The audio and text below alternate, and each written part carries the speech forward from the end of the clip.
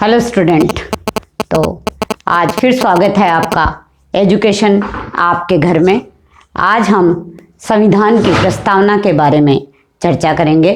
संविधान की प्रस्तावना है वो पूर्ण संविधान का एक सारपूर्ण घोषणा पत्र है।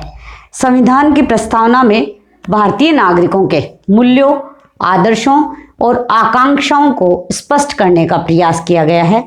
आज हम प्रस्तावना के एक एक शब्द की विस्तृत व्याख्या करेंगे, क्योंकि संविधान की प्रस्तावना पर प्राय एक निबंधात्मक प्रश्न भी पूछा जाता है और इसके एक एक शब्द का अर्थ पूछ लिया जाता है। और इसके साथ ही 42वें संविधान संशोधन में जो नए शब्द जोड़े गए हैं उन पर भी हम विस्तार से चर्चा करेंगे। सबसे पहले हम प्रस्तावना को 3 भागों में बांट लेंगे: घोषणात्मक भाग, उद्देश्य भाग और विवरणात्मक भाग। घोषणात्मक भाग में संविधान की प्रस्तावना जब शुरू होती है तब शब्द आता है हम भारत के लोग। यानी ये जो प्रस्तावना है, ये जो संविधान है, ये भारत के लोगों के द्वारा स्वयं बनाया गया है। हम भारत के लोग संविधान को अंगीकृत, अधिनियमित और आत्मार्पित करते हैं। 26 नवंबर 1949 को जब ये लिखा गया तब स्पष्ट कर दिया गया था कि भारतीय संविधान है वो जनता के द्वारा ही स्वीकृत है, जनता के द्वारा ही शासित है और जनता के द्वारा ही आत्मार्पित किया गया है। तो ये संविधान की प्रस्तावना का घोषणात्मक भाग है। संविधान की प्रस्तावना का दूसरा भाग है उद्देश्य भाग। इसमें हमने लिया है सबसे पहले उद्देश्य में संपूर्ण प्रभुत्व संपन्न। यानी प्रस्तावना में यह उल्लेखित कर दिया गया था कि भारत पर किसी भी बाह्य विदेश शक्ति का शासन नहीं है, भारत के आंतरिक मामलों में किसी अन्य देश का हस्तक्षेप नहीं है। ये एक संपूर्ण प्रभुत्व संपन्न राष्ट्र है। दूसरा जो शब्द ले रहे हैं हम, समाजवाद। हालांकि संविधान जब लिखा गया था उस समय जब प्रस्तावना लिखी गई थी उसमें समाजवाद शब्द को नहीं जोड़ा गया था। बाद में आवश्यकता अनुसार 42वें संविधान संशोधन द्वारा इस शब्द को प्रस्तावना में स्थान दिया गया। इस शब्द को प्रस्तावना में स्थान देने के पीछे मूल उद्देश्य यह था कि भारत के जो कमजोर और पिछड़े वर्ग हैं उनके जीवन स्तर को ऊंचा उठाया जा सके, आर्थिक विषमता को समाप्त किया जा सके और प्रत्येक व्यक्ति को सम्मानपूर्ण जीवन स्तर दिया जा सके। इसलिए समाजवाद शब्द अपनाया गया। इस तरह से इस शब्द को अपनाने के बाद भारत की अर्थव्यवस्था मिश्रित अर्थव्यवस्था के रूप में हुई। अगला जो शब्द है पंथ निरपेक्ष। पंथ निरपेक्ष शब्द भी मूल प्रस्तावना में नहीं था। 42वें संविधान संशोधन द्वारा इस शब्द को जोड़ा गया। पंथ निरपेक्ष का तात्पर्य है कि भारत न तो किसी धर्म को राज्य धर्म के रूप में घोषित करता है, न किसी धर्म का विरोध करता है, बल्कि अपनी आस्था और विश्वास के अनुसार नागरिक जिस धर्म को अपनाता है उसके लिए वो स्वतंत्र है और वो उसकी उपासना कर सकता है। प्रस्तावना के उद्देश्य भाग में जो अगला शब्द है वो है लोकतंत्रात्मक। यानी जो भारतीय संविधान है, भारतीय संविधान के प्रस्तावना ये कहती है कि भारत है वो भारत की राज सत्ता है वो जनता द्वारा निर्वाचित है, जनता द्वारा ही निर्वाचित है, जनता द्वारा ही शासित है। यानी अंतिम सत्ता जनता के पास है। जैसा अब्राहम लिंकन ने परिभाषा दी गई है कि लोकतंत्र का अर्थ है जनता के द्वारा, जनता के लिए, जनता के द्वारा किया गया शासन। अगला हमारे प्रस्तावना के उद्देश्य भाग में शब्द है गणराज्य।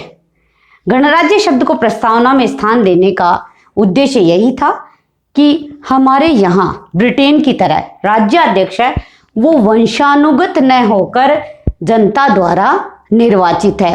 जैसा हम आगे के पाठों में विवेचना करेंगे कि हमारे यहाँ राज्याध्यक्ष, राष्ट्राध्यक्ष जो राष्ट्रपति है वो वंशानुगत न होकर जनता द्वारा अप्रत्यक्ष रूप से निर्वाचित किया हुआ व्यक्ति आता है। और प्रश्न है वो छोटा प्रश्न प्राय पूछा जाता है कि गणराज्य शब्द का अर्थ स्पष्ट कीजिए। उसमें आपको यही लिखना है कि यहाँ है राज्याध्यक्ष है वो वंशानुगत न होकर निर्वाचित होता है। इस शब्द को भी प्रस्तावना में स्थान दिया गया है। अगला हमारा प्रस्तावना का भाग है तीसरा, विवरणात्मक भाग। विवरणात्मक भाग में सबसे पहले दो शब्द दिए गए हैं, सामाजिक, आर्थिक और राजनीतिक न्याय।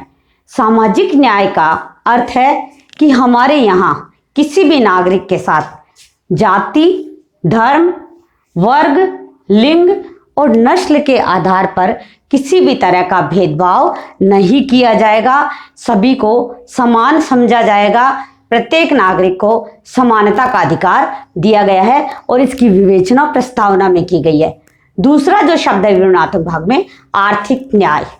अनुच्छेद 39 के अनुसार नागरिकों को आजीविका प्राप्त करने के, आजीविका के साधन जुटाने के प्रत्येक नागरिक को अधिकार दिया गया है और राज्य द्वारा भी ये व्यवस्था की जाती है कि प्रत्येक नागरिक को बिना किसी भेदभाव के अपनी आजीविका निर्वाह करने के साधन प्राप्त हो। तीसरा जो शब्द है राजनीतिक न्याय, अर्थात प्रस्तावना में यह उद्देश्य रखा गया कि प्रत्येक नागरिक को राजनीतिक न्याय मिले। राजनीतिक न्याय शब्द से तात्पर्य है कि प्रत्येक वयस्क व्यक्ति को बिना किसी भेदभाव के, यानी जाति, धर्म, वर्ग, लिंग और नस्ल के आधार पर भेदभाव के बिना प्रत्येक नागरिक को मत देने का अधिकार मिले और प्रत्येक नागरिक भी किसी भी पद को, संवैधानिक पद को प्राप्त करने के लिए निर्वाचित होने का भी अधिकार इसके अंतर्गत दिया गया।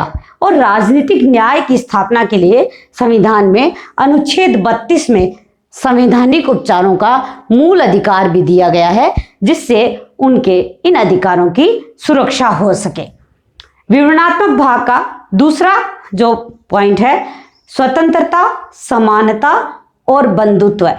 यानी भारतीय संविधान में यह लक्ष्य रखा गया कि स्वतंत्र प्रत्येक व्यक्ति को विचार, अभिव्यक्ति, विश्वास व धर्म की स्वतंत्रता मिले, प्रत्येक नागरिक को समान समझा जाए और हमारे यहाँ मूल अधिकार में इस बात की व्यवस्था भी की गई है और प्रत्येक नागरिक में बंधुत्व की भावना है वो भरी जाए। यानी एक अखंड भारत के निर्माण की आशा है वो प्रस्तावना में रखी गई थी और भारतीय नागरिकों के लिए इसके अनुसार ही व्यवस्था की गई थी।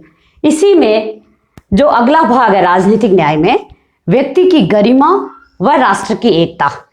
संविधान निर्माता ये जानते थे कि भारत विविधता वाला देश है, लेकिन इस विविधता में भी एकता स्थापित करने का प्रयास किया गया है।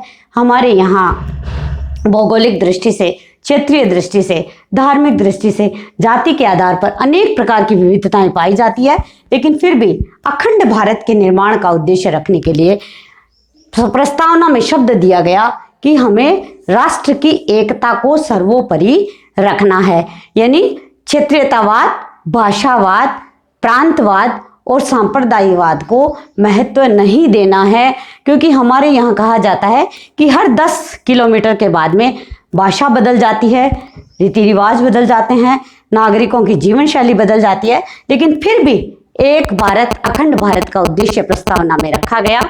और चौथा जो बिंदु है अखंडता।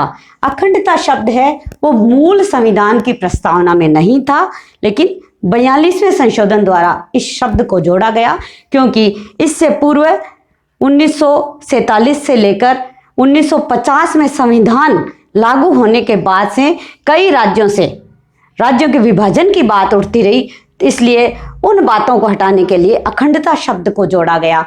यानी भारत है वो एक है, अखंड है। इन सब की विवेचना के बाद हम देखते हैं कि प्रस्तावना है वो हमारा एक सारपूर्ण घोषणा पत्र है। प्रस्तावना संविधान की आत्मा है। निश्चित रूप से आपको प्रस्तावना की ये विवेचना समझ में आ गई होगी और प्रस्तावना की विस्तृत विवेचना प्राय निबंधात्मक प्रश्न के रूप में पूछी जाती है।